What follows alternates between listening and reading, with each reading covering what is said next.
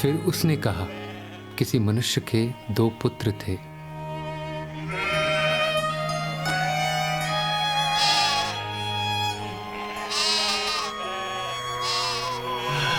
उनमें से छुटके ने पिता से कहा कि हे पिता, संपत्ति में से जो भाग मेरा है वो मुझे दे दीजिए। उसने उनको अपनी संपत्ति बांट दी।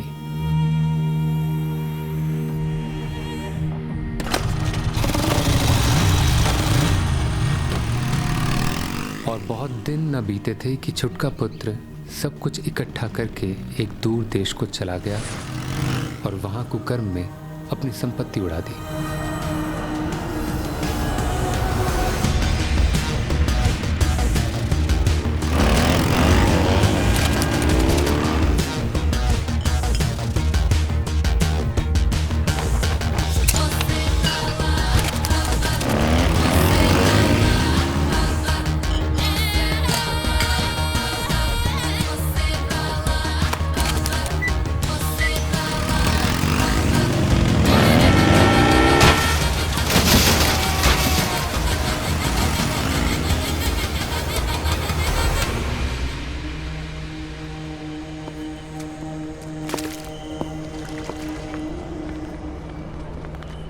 जब वो सब कुछ खर्च कर चुका तो उस देश में बड़ा अकाल पड़ा और वो कंगाल हो गया।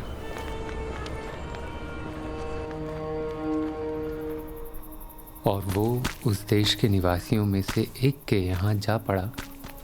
उसने उसे अपने खेतों में सूअर चराने के लिए भेजा और वो चाहता था कि उन फलियों से जिन्हें सूअर खाते थे अपना पेट भरे, और उसे कोई कुछ नहीं देता था।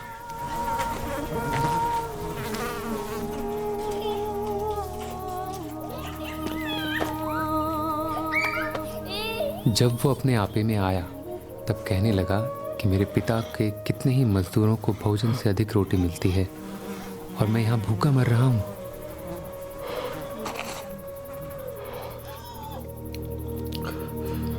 मैं अब उठकर अपने पिता के पास जाऊँगा और उससे कहूँगा कि पिताजी, मैंने स्वर्ग के विरोध में और तेरी दृष्टि में पाप किया है। मैं अब इस योग्य नहीं रहा कि तेरा पुत्र कहलाऊं। मुझे अपने एक मजदूर की नाई रख ले।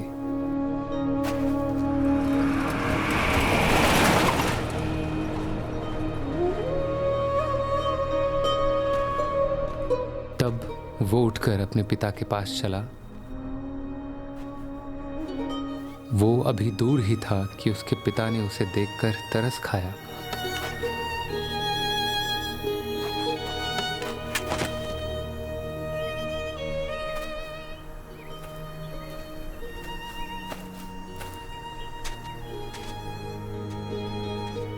और दौड़कर उसे गले लगाया और बहुत चूमा।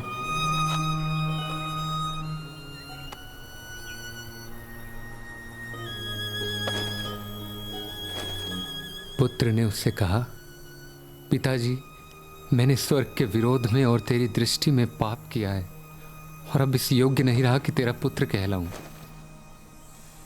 परंतु पिता ने अपने दासों से कहा, फट अच्छे से अच्छा वस्त्र निकाल कर उसे पहनाओ और उसके हाथ में अंगूठी और पाँवों में जूतियां पहनाओ और पला हुआ बछड़ा लाकर मारूं ताकि हम खाएं और आनंद मनावें।